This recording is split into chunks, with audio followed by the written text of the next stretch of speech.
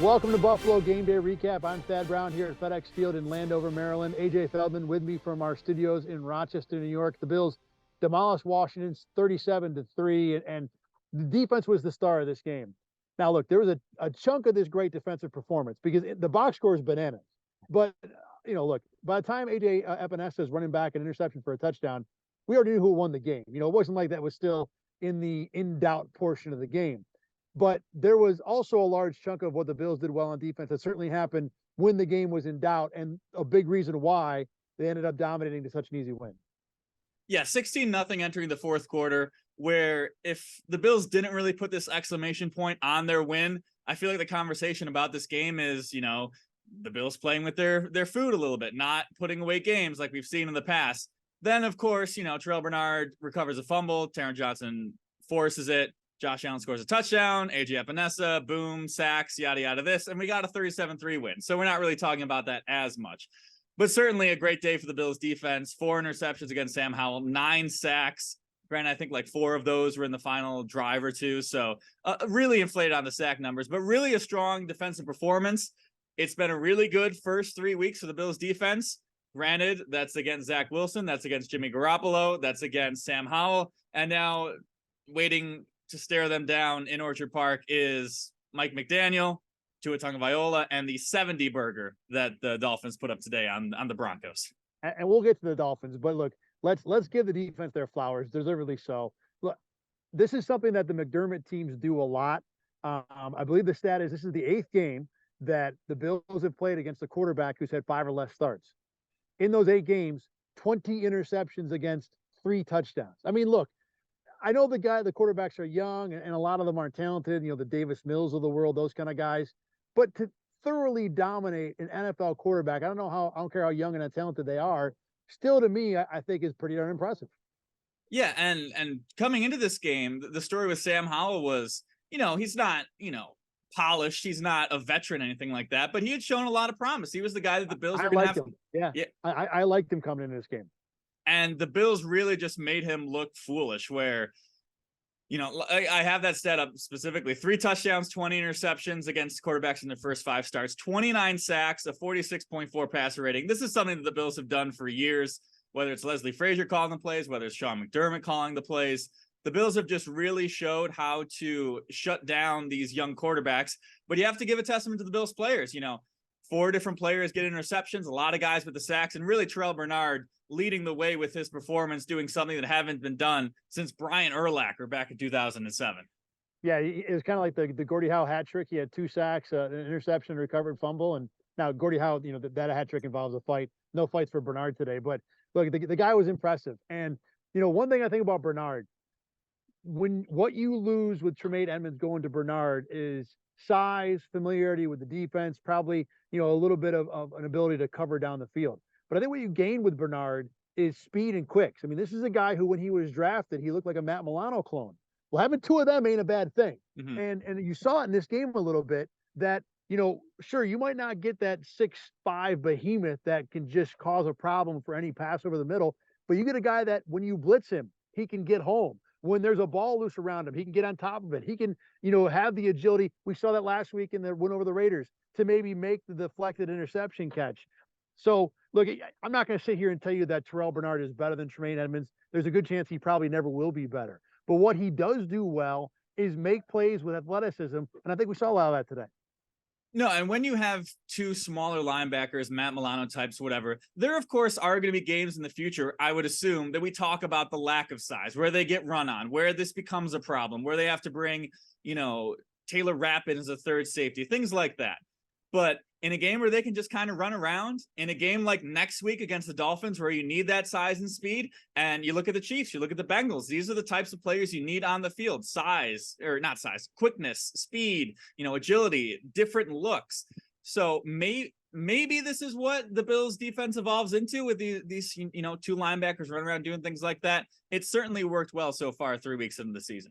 And there was a thought before the season I had that you wonder if it's not just the Bills. Is this where the league is going? Because everything in the league now is about smaller, faster.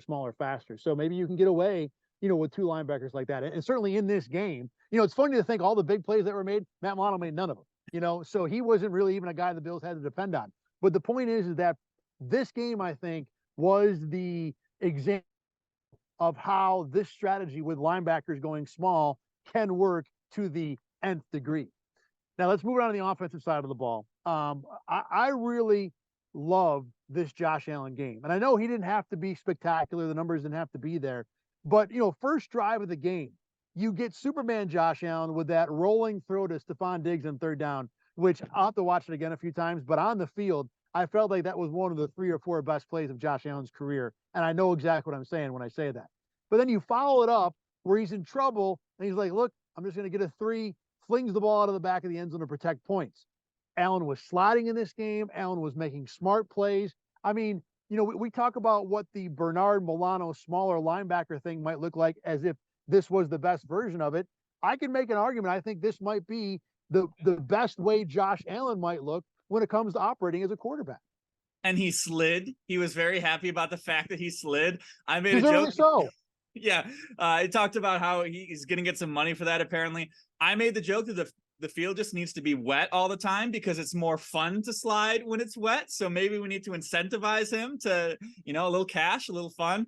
But Josh Allen did look good. He did what he needed to do. I think one of a couple of concerning parts with the offense was the play calling on second down on these second and longs where there were a lot of runs, 4 or 5 of these runs that, haven't really gone anywhere. And then the ineffectiveness on first down. Jay Skursky pointed out, I'm going to read off this stat. They had 15 offensive plays on first down in the first half of the game.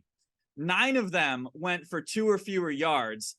4 of them went for 0 yards and 2 of them were negative. They were put behind the 8 ball a lot in this game, which is going to be a real problem against the Dolphins and against teams in the future where you have to score at a rapid pace. So that's something to keep an eye on. But it was a game where Josh Allen did what he needed to do. If we rag on him for blowing the game against the Jets, forcing bad decisions, 3 interceptions, things like that, we got to give him some praise for doing just what he needs to do today. And with Josh Allen, this is a guy who's always been like a 9.5 out of 10 in his career. Getting that last 0.5, I think, is so hard that when you see him get at least a piece of it in this game, and I think we did, I want to give him credit for that. But you are 100% right on the Bills. They spent that whole first half in third and long. You are going to lose by 2 touchdowns next week against the Dolphins if you do that again.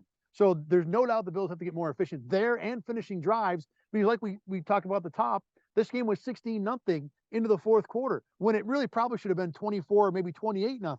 And again, 3s instead of 6s are going to lose you games against a Miami offense that can throw up 70. So there's no doubt the offense left some to be desired. The things I really liked are Josh Allen and then the offensive line. Week 1, I thought the offensive line got run over against the Jets for like the 3rd game in a row against the Jets. This defensive line for Washington, in their 2 wins, they were the reason that the games both started to turn around. And in this game, the Bills did not let Washington's D-line ruin this game. And, I want to give credit to them. Look, there's good players, Mitch Morse, Deion Dawkins, we talk about them, but Spencer Brown's a part of that line. You got a rookie, Osiris Torrance, a part of that line.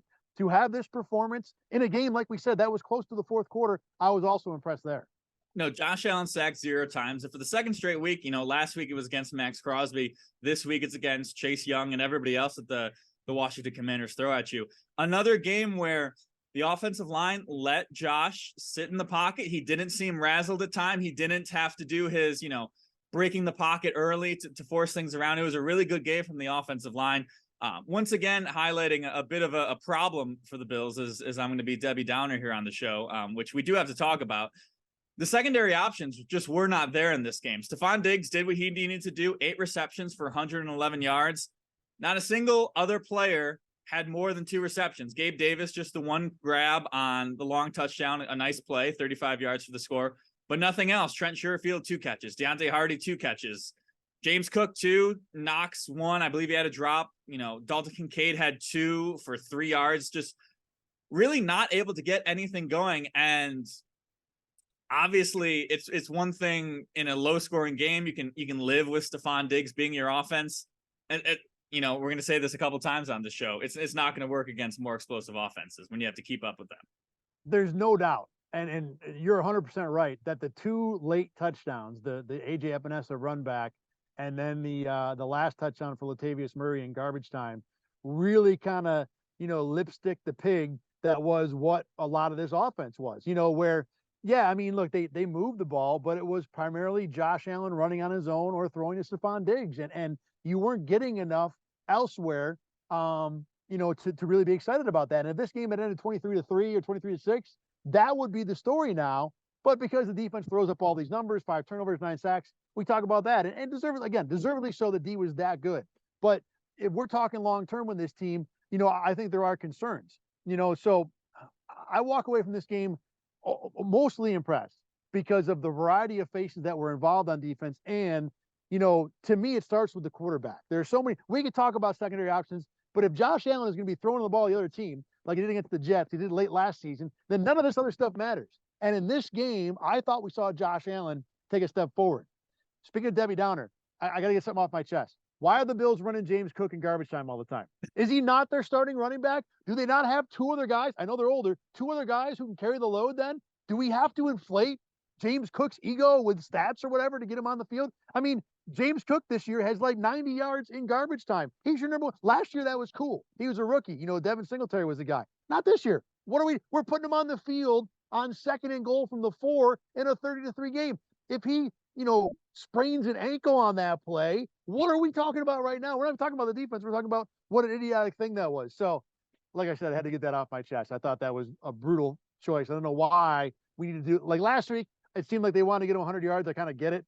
This week, I'm on the sideline wondering, what are we doing? We don't have anybody else who can carry the ball for the Bills?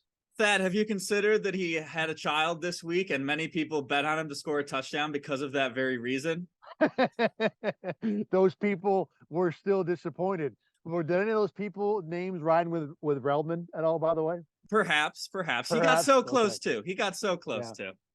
Yeah, I thought he was going to get in I thought they was going to stay in and get him that touchdown because Stephon Diggs talked earlier about how there's no way James Cook is going to score unless he scores from 30 yards out, which remains true because it was Latavius Murray on the goal line, but a whole different discussion. All right. Are you done with this game? I want to talk Dolphins real quick. I think I'm done with this game, yeah. Okay. I was going into this game thinking that I would lean Miami for next week before either team did whatever they did in this game. Now, both teams won by a combined 84 points today, which is a banana stat by itself. I haven't watched the Miami game. I'll watch it later. Just following the scores here, as opposed to this Bills game where Buffalo kind of, like you said, played with their food for 3.5 quarters, then put them away. The Miami game was over quick. Someone may have bet on the Broncos in that game as well. Their name rhymes with Brown. So I was a little more interested in that game than most. To me, the Dolphins, I think you can argue, are the best team in the AFC through 3 weeks. Now, who cares about 3 weeks? That's a fair thing to say. But if we're going to judge it just on these 3 weeks, no team has been better. No team has been more dominant. No team has been more impressive, especially on offense, where everybody makes their money and wins their championships in the NFL this week.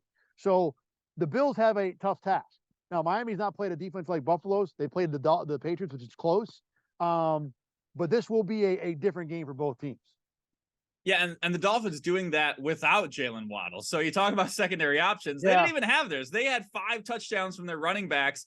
Devin Achane, I'm not even sure if I'm pronouncing his name correctly at this point. Achane. I love that. I was a huge fan of him coming out of college. I have him on multiple fantasy teams, languishing on my bench, not helping at all today. But I do have him because, now look, he's little. He's probably going to be injured a lot, but he is such an electric player. And if he, gets many touches next week against the Bills, which I'm sure he probably will, Bills fans will see it up close for the first time.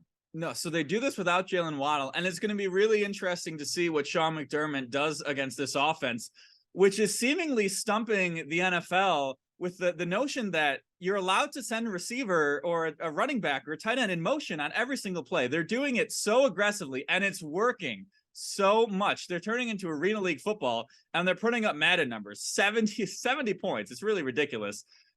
And Tua, he just looks in control. He had 3 incompletions, 4 touchdowns. There's really not much more you can say about this Dolphins performance.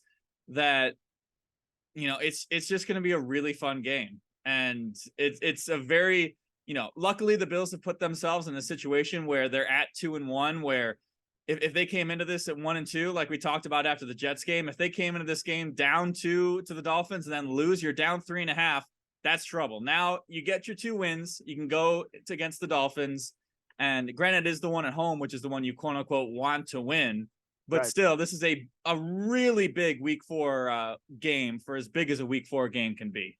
Yeah, and you're right. If the Bills were 1-2, it wouldn't be about a big game fun. It'd be desperation, because you could not lose the Dolphins team to go 1-3. And really, if Buffalo loses and goes to 2-2, they're essentially 2.5 behind Miami with the only head-to-head in Miami later in the season. That's not a great spot to be in. Off the top of my head, I think Buffalo's going to have to get pressure with the front four. I don't think you sent some blitzes in this game. Terrel Bernard had 2 sacks. I don't think they're going to be able to get away with that as much. I think you do want to get Tua thinking, get him spinning, get him off his first read. But I think most importantly, the Bills need production from someone not named Stephon Diggs in this game. They're going to have to keep up points wise. I mean, I don't know what the over under is. I'm taking the over. I don't care what it is. Buffalo's going to need to find a way to put up a 30. And look, they've done that easily in the last 2 games, but today they needed 7 from the defense. It's a whole different animal too, to put up that 30 when the other team is matching. And remember last year, they went 32-29 with the Dolphins when Skylar Thompson was running the show. So now it's Tua, a whole lot to get to. I'm excited about this game. Like you said, awesome for week 4. Off the top of my head, I lean Miami. Bills are a 2.5-point favorite, but it's going to be a phenomenal game. Yeah, and it'll be fun to see how Christian Benford lives up to this challenge. He's looked good in the first 3 weeks. We know what Taron Johnson can do. We know what Trey White can do. Christian Benford, welcome to the fire, facing off against a Mike McDaniel, Tua Tagovailoa offense. So it'll be a fun one for sure. I'm sure we're going to have a lot of fun talking about it all week long.